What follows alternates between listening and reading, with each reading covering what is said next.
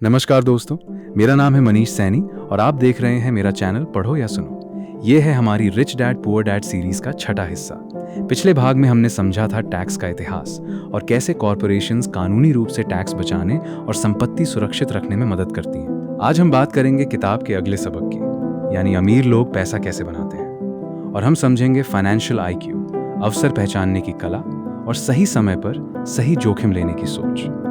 Robert Kiyosaki शुरुआत करते हैं इस बात से कि असल दुनिया में पैसा कोई सीमित चीज नहीं है, बल्कि ये एक विचार है, एक अवसर है जिसे इंसान अपनी सोच और अपनी समझ से पैदा कर सकता है। ज्यादातर लोग ये मानते हैं कि पैसा कमाने के लिए एक तय रास्ता होता है, यानी पढ़ाई करो, नौकरी ढूंढो और तनख्वाह पाओ। लेकिन रिच डैड कहते हैं कि असली अमीर लोग पैसे को एक अलग नजरिए से देखते हैं। वे हर जगह अवसर देखते हैं जहां आम लोगों को सिर्फ मुश्किलें या जोखिम दिखते हैं। इसे समझने के लिए रॉबर्ट कियोसाकी एक बहुत दिलचस्प किस्सा सुनाते हैं। एक बार उन्हें एक बहुत सस्ती कीमत पर एक प्रॉपर्टी के बारे में पता चला जिसे एक बैंक बहुत जल्दी बेचना चाहता था। रॉबर्ट के पास उस वक्त उतने पैसे नहीं थे कि वे पूरी रकम एक साथ दे सकें, लेकिन उन्होंने हार नहीं मानी। उन्होंने अलग अलग तरीकों से पैसे जुटाने की कोशिश की। कुछ पैसे उधार लिए, कुछ पार्टनरशिप के जरिए जुटाए और आखिरकार उन्होंने वो प्रॉपर्टी खरीद ली और कुछ ही समय बाद उसे बहुत मुनाफे पर बेच दिया। इस पूरे किस्से से रिच डैड ये सिखाना चाहते हैं कि पैसे की कमी असली रुकावट नहीं होती, बल्कि सोच की कमी असली रुकावट होती है। जो इंसान अवसर देखना सीख लेता है वो हमेशा कोई ना कोई रास्ता निकाल लेता है, चाहे उसके पास शुरुआत में कितना भी कम पैसा क्यों ना हो। रिच डैड कहते हैं कि इसके पीछे एक बहुत जरूरी सिद्धांत है जिसे वे फाइनेंशियल IQ कहते हैं। ये सिर्फ पैसे कमाने की काबिलियत नहीं, बल्कि पैसे को पहचानने, समझने और उसका सही इस्तेमाल करने की काबिलियत है। फाइनेंशियल IQ 4 मुख्य क्षेत्रों में बंटा होता है। पहला है अकाउंटिंग, यानी नंबरों को पढ़ने और समझने की क्षमता। दूसरा है निवेश, यानी पैसे से और पैसा बनाने की कला। तीसरा है मार्केट को समझना, यानी मांग और आपूर्ति के नियम को समझना। और चौथा है कानून को समझना, यानी टैक्स के नियम, कंपनी बनाने के नियम और अपनी संपत्ति को सुरक्षित रखने के तरीके। रिच डैड कहते हैं कि जिस इंसान में ये चारों क्षमताएं जितनी मजबूत होंगी, वो उतनी ही तेजी से पैसे बनाने के अवसर पहचान पाएगा।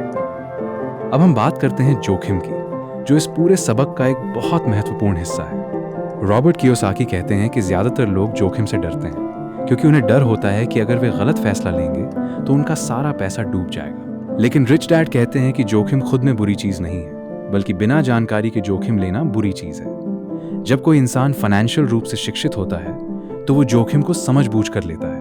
वो जानता है कि किसी निवेश में कितना नुकसान हो सकता है और कितना फायदा हो सकता है, और वो उसी हिसाब से अपना फैसला लेता है। लेकिन जो इंसान फाइनेंशियल रूप से अशिक्षित होता है, उसके लिए हर जोखिम अंधेरे में छलांग लगाने जैसा होता है, और इसीलिए वो हमेशा डरता रहता है और कभी आगे नहीं बढ़ पाता। रिच डैड एक बहुत महत्वपूर्ण फर्क समझाते हैं गैम्बलिंग और समझदारी भरे जोखिम के बीच। गैम्बलिंग का मतलब है बिना किसी जानकारी के सिर्फ किस्मत के भरोसे पैसा लगाना, लेकिन समझदारी भरा जोखिम वो है जहां इंसान पूरी जानकारी इकट्ठा करता है, संभावित नुकसान और फायदे को तौलता है और फिर एक सोचा समझा फैसला लेता है।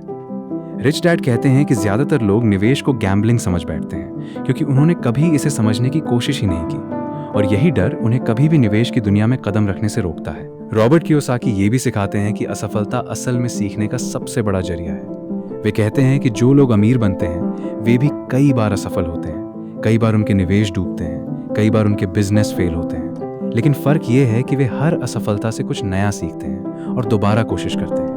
जबकि ज्यादातर लोग एक असफलता के बाद इतने डर जाते हैं कि वे दोबारा कोशिश करना ही बंद कर देते हैं। रिच डैड कहते हैं कि असफलता से डरना ही सबसे बड़ी असफलता है, क्योंकि जो इंसान असफलता के डर से कोई कोशिश ही नहीं करता वो कभी भी सीख नहीं पाता और कभी भी आगे नहीं बढ़ पाता। अब हम बात करते हैं कि अवसर पहचानने की कला कैसे विकसित की जाए।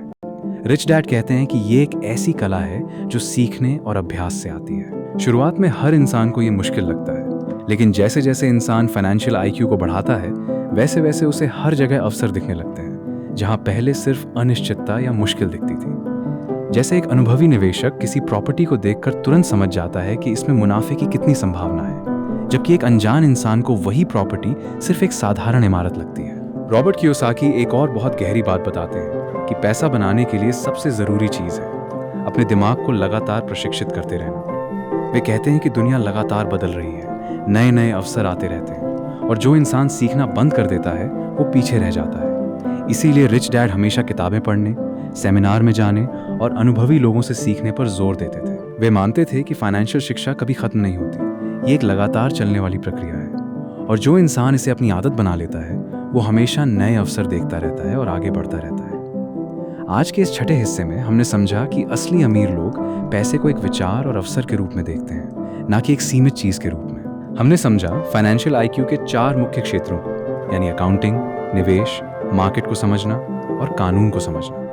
हमने ये भी सीखा कि समझदारी भरा जोखिम और गैम्बलिंग में क्या फर्क है, और हमने समझा कि असफलता से डरने की बजाय उससे सीखना ही असली सफलता की कुंजी है। अगले और आखिरी हिस्से में हम बात करेंगे किताब के आखिरी सबक की, यानी पैसे के लिए नहीं बल्कि सीखने के लिए काम करने की सोच, और साथ ही हम किताब के प्रैक्टिकल स्टेप्स और पूरी बुक का सार एक साथ जोड़कर देखेंगे। अगर आपको ये जानकारी पसंद आई हो तो हमारे चैनल पढ़ो या सुनो को सब्सक्राइब करना ना भूलें। मिलते हैं अगले भाग में, तब तक के लिए धन्यवाद।